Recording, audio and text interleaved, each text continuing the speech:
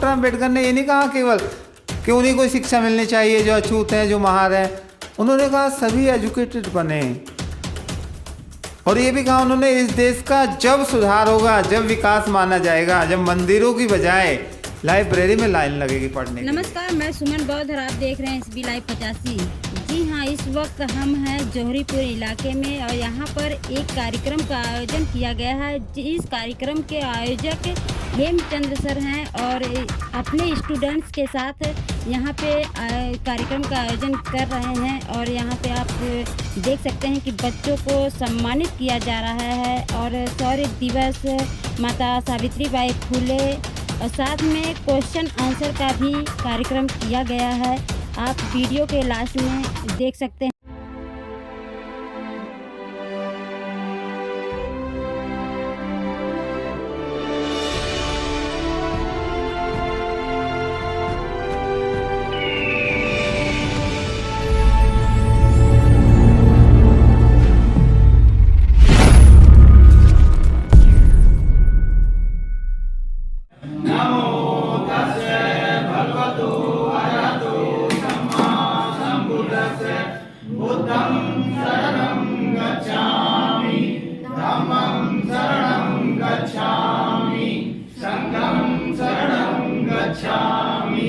तृतीयम्पि धम्मं शरणं गच्छामि, तृतीयम्पि संघं शरणं गच्छामि।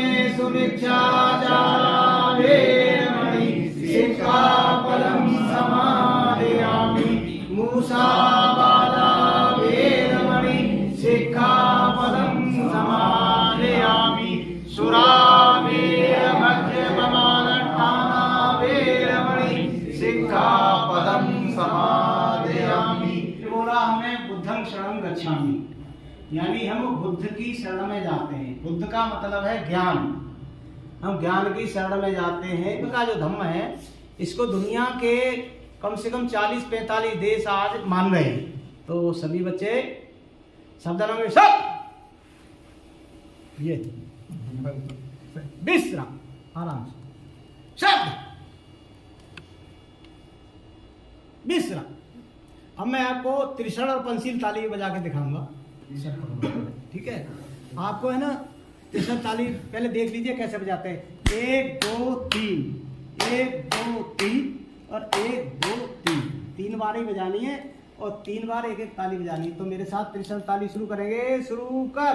1 2 3, 1 2 3, 1 2 3। ये हो गई त्रिशण ताली। अच्छी लग रही है ना? देखिए एक साथ हम बजा रहे हैं तो ये समता सैनिक दल अनुशासन सिखाता है, ये एक अनुशासन में आता है। देख रहे हैं ना आप? इसी तरह से हम पंसील ताली बजाएंगे, देख लीजिए। तो पंसील ताली शुरू करेंगे। शुरू कर। 1 2 3, 1 2 3। देखिए जो महार लोग थे बहुत ताकतवर थे और महार जाति में ही डॉक्टर अम्बेडकर का जन्म हुआ। कितने संयोग की बात है, ठीक है ना? महार जाति को अछूत मानते थे। क्या मानते थे? अछूत। जैसा कि अभी बताया गुलशन कुमार ने, पहले पेशवाओं का शासन था, पेशवा बहुत ज़्यादा भेदभाव करते थे। वो इस समाज के लिए बहुत बुरा व्यवहार करते थे।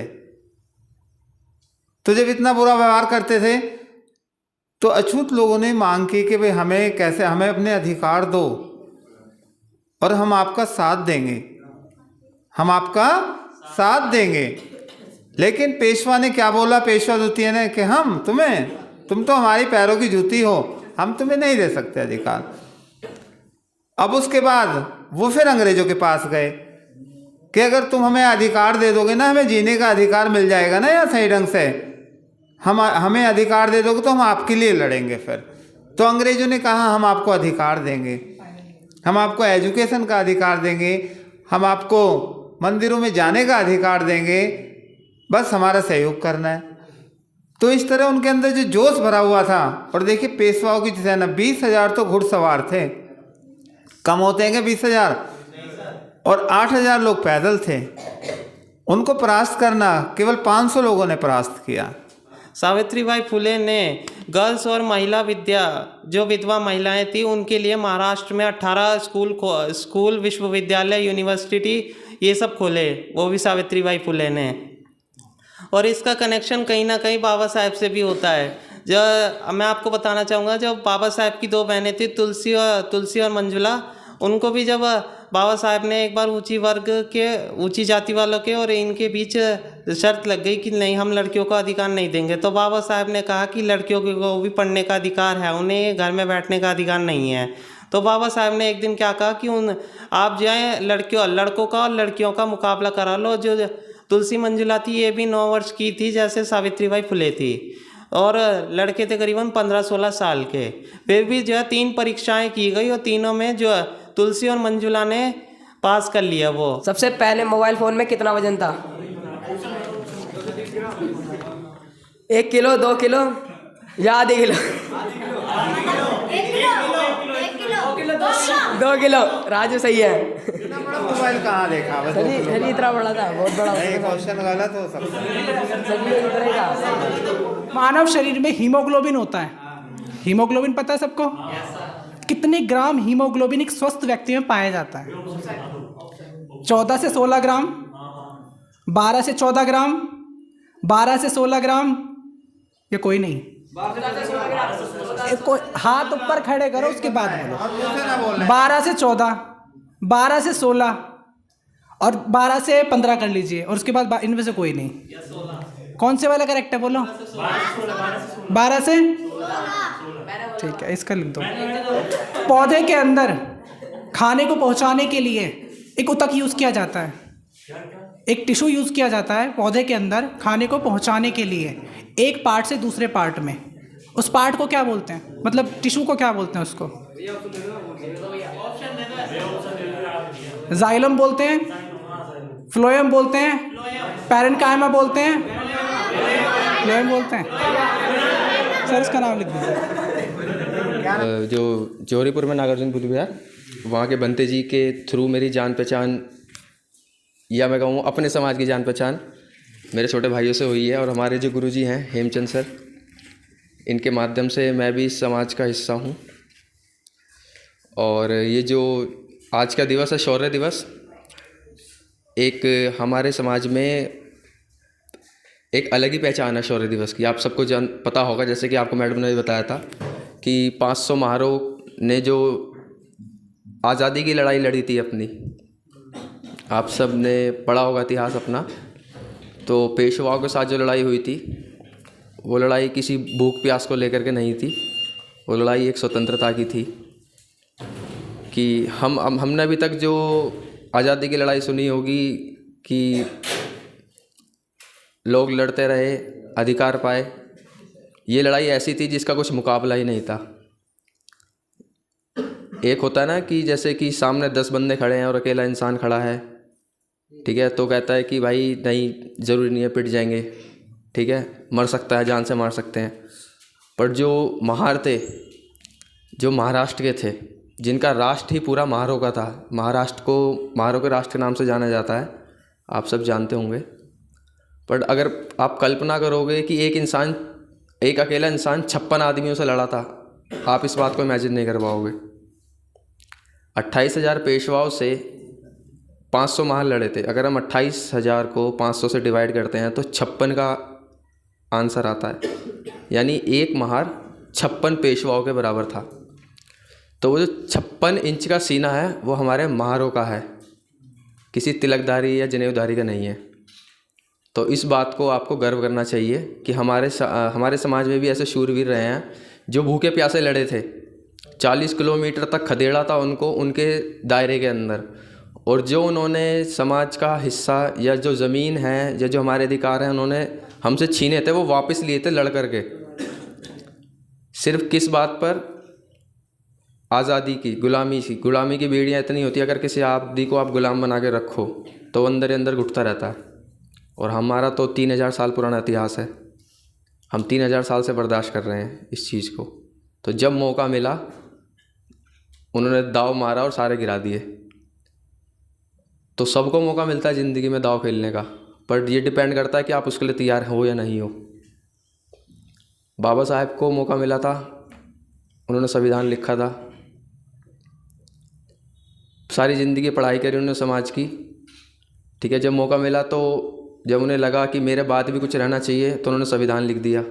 आज हम सिर्फ संविधान के पीछे ना खड़े होकर के हम किसी व्यक्ति के पीछे खड़े हैं, जबकि हमारे बाबा साहब ने हमें इंडिविजुअल को मजबूत बनाया है कि पढ़ो लिखो और आगे बढ़ो, है ना। हम ढूंढते हैं ना कोई संगठन ढूंढते हैं हम कि कोई भी संगठन हो जुड़ जाए, बट हम पढ़ना नहीं जानते। जब तक आप पढ़ोगे नहीं, अपने इतिहास को नहीं जानोगे, तो आप किसी भी संगठन से जुड़ जाओ, मजबूत नहीं रहोगे। एक इंसान का स्वतंत्र रूप से मजबूत होना बहुत ज़रूरी है, जो कि आपकी पढ़ाई आपको देती है। एक पढ़ाई होती है एकेडमिक, एक पढ़ाई होती है सामाजिक। तो बाबा साहब ने हमेशा सामाजिक पढ़ाई के बारे में आपको जागरूक होने के लिए बोला है। इसी तरह पढ़ लिख करके संगठित होते रहो, अपने पर्व को जानो कि हमारे पर्व कौन से हैं, दुश्मनों के कौन से हैं, कौन से हमें मनाने हैं, कौन से नहीं मनाने हैं।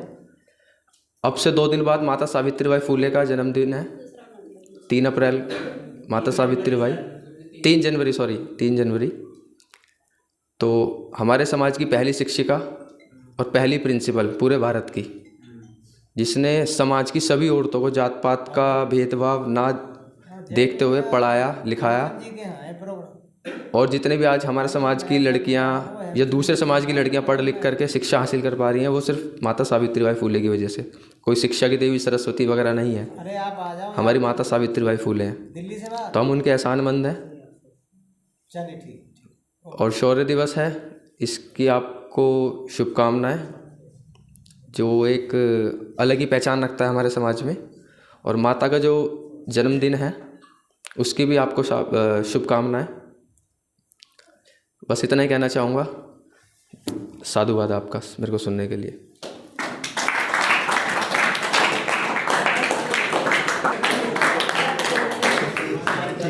नहीं बजाते नहीं। पहले ताली बजा दो जोर से, ठीक है, कंजूसी मत करो। अरे तेज बजा दो भाई, हाथ कभी थोड़ा पता तो चले गली मोहल्ले को कि यहाँ कोई फंक्शन हो रहा है, ठीक है। तो जैसा कि सर ने बोला, कृषांत सर ने और मैम ने भी आपको बताया कि आज शौर्य दिवस है। तो शौर्य दिवस की शुरुआत जो हुई थी वो कोरेगांव से हुई थी। अभी कोरेगांव कहाँ पर है? ये महाराष्ट्र में है, ठीक है, महाराष्ट्र के। अब इसका जो नाम लिया जाता है वो लिया जाता है भीम कोरेगांव। क्या बोलते हैं इसको? भीमा कोरेगांव। तो भीमा जो है नदी है वहाँ पर। क्या है? भीमा नदी के तट पर है ये गाँव कोरेगांव। कौन सा गाँव?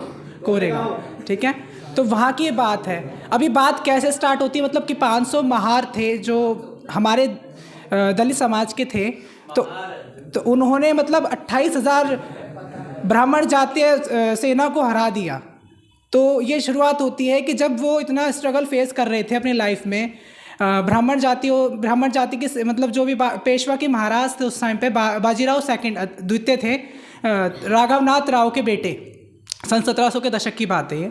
तो उस दौरान की बात है। तो उस टाइम पर क्या था कि बहुत स्ट्रगल कर रहे थे अपनी मतलब लाइफ को लेकर। बहुत ज़्यादा उन्हें शोषण किया जा रहा था हर चीज़ को लेकर, ठीक है। तो उन्होंने मतलब मांग रखी बाजीराव पेशवा से कि आप ऐसा कीजिए कि आप हमारे अधिकारों को और हमारे सम्मान को तो आप दे दीजिए। मतलब जो आप हमसे कहते हो कि आप मतलब हांडी गले में डाल कर रहिए, ठीक है, कमर पर अपने बांध लीजिए आप झाड़ू को। तो मतलब वो जो था मतलब भेदभाव की स्थिति थी। वो अपने आप को सुपरफिशियल और हमको क्या समझते थे? बैकवर्ड, बिल्कुल लो लेवल पर जाकर। तो उन्होंने कहा कि अगर आप हमारा अधिकार दे देते हो हमें। तो उस समय की बात ये भी है कि अंग्रेज उसी शासन में आए थे। अंग्रेज उसी शासन काल में आए थे 1700 के दशक में, ठीक है, 1800 के दशक की बात है जब। तो उन्होंने कहा कि हम ऐसा करते हैं। अंग्रेज़ों ने पहले हमला भी किया पेशवा बाजीराव सरकार उसके ऊपर, राजा की सेना के ऊपर, लेकिन वह हरा नहीं पाए अंग्रेज। उसके बाद में फिर क्या होता है कि जैसे उन्हें पता चला कि हाँ भाई अंग्रेज ने हमला किया है, तो उन्होंने कहा कि महाराव ने कि ऐसा करते हैं सर, मतलब राजा साहब, मतलब जो भी, उन्होंने कहा कि आप हमें दे दीजिए ऑर्डर कि हम उनको मतलब सर कलम करके उनको हरा कर उनको कुल मिला के हम यहाँ से भगा देंगे और आप हमारे अधिकार दे देना हमें बदले में। मतलब कंडीशन क्या रखी थी कि आप हमारे अधिकार हमें दोगे, हमारा सम्मान हमें दोगे, और बदले में हम जो अंग्रेज आएंगे उनको हम भगा के मतलब यहाँ से मार के भगा देंगे। लेकिन जब ये बात सुनी पेशवा बाजीराव ने, तो उन्होंने बोला कि तुम मतलब तुम्हें हम 1 इंच भी ज़मीन नहीं देंगे। उनका मानना ये था कि हम तुम्हें मतलब इतना लो समझते थे हम लोगों को कि वो, उन्होंने कहा कि बिल्कुल 1 ज़मीन का हिस्सा, समझ रहे हो, उन्होंने कहा 1 इंच ज़मीन तक नहीं दी जाएगी। तो उस टाइम पर एक वो हुआ करते थे जो वहाँ पर पहुँचे थे, नवयुवक पहुँचे थे महार समाज के ही। तो उस टाइम पर उनका नाम था सिद्धनायक नाम है। तो उन्होंने जब बात की तो उन्होंने कमिटमेंट कर दी वहाँ पर एक जाकर। उन्होंने बोल दिया कि ऐसा है कि अब आपने हमारी बात नहीं मानी, लेकिन अब हम क्या करते हैं कि अब हम अंग्रेज़ों के साथ मिलकर और आपके राजपाट को ध्वस्त करेंगे। तो इस तरीके से उन्होंने अंग्रेज़ों के साथ अपना कोऑर्डिनेशन बनाया और मिले अंग्रेज़ों के साथ। और उसके बाद फाइनली लड़ाई हुई। लड़ाई होने के बाद कई दिनों तक भूखे रहे, प्यासे रहे, कई किलोमीटर तक का सफ़र तय किया। और कोरेगांव का जो युद्ध स्थल है वहाँ पर जाकर लड़ाई रही, 7 दिनों तक लड़ाई चली, ठीक है। और मतलब ये था, उनको अपने माइंड में यही बात थी कि बस कैसे भी करके हमें इन भेड़ियों को काटना है, बस कैसे ही करके दूर हो जाए उन सब चीज़ों से कि जो बहुत मतलब शोषण वाली स्थिति रहती है ना, उन चीज़ों को लेकर। तो इस तरीके से 28,000, जैसे सर ने बोला कि प्रपोर्शन को देखें तो एक व्यक्ति 56 लोगों को संभाल रहा है, तो ठीक है, बहुत बड़ा प्रपोर्शन हो जाता है अपने आप में। तो इस तरीके से आप ये समझ सकते हो कि बहुत बड़ा बलिदान दिया उन लोगों ने। और उनकी याद में बाबा साहब हर साल 1 तारीख को कोरेगांव में जाकर एक स्तंभ बनाया गया उन लोगों के लिए। उसमें क्या है कि उन लोगों के जिन शहीदों ने अपनी अपनी बलिदान दिए हैं इस कार्य के लिए, अपने देश की आज़ादी के लिए, अपने लोकतंत्र के लिए, अपने अधिकारों के लिए, उनके नाम उस स्तंभ पर लगाए गए हैं, मतलब गड़े हुए हैं अभी भी, ठीक है, खुदे हुए हैं, उनके नाम बाकायदा लिखे हुए हैं, उनको सम्मान दिया जाता है। और हर साल बाबा साहब वहाँ पहुँचते थे और उनको क्या करते थे, श्रद्धांजलि अर्पित करते थे। जय भीम, नमः बुद्धाय। अभी कितनी अच्छी जानकारी दी है, शायद आपको नहीं पता होगा। पहले, इससे पहले पता था आपको? नहीं पता था, बिल्कुल नहीं पता था, ठीक है ना।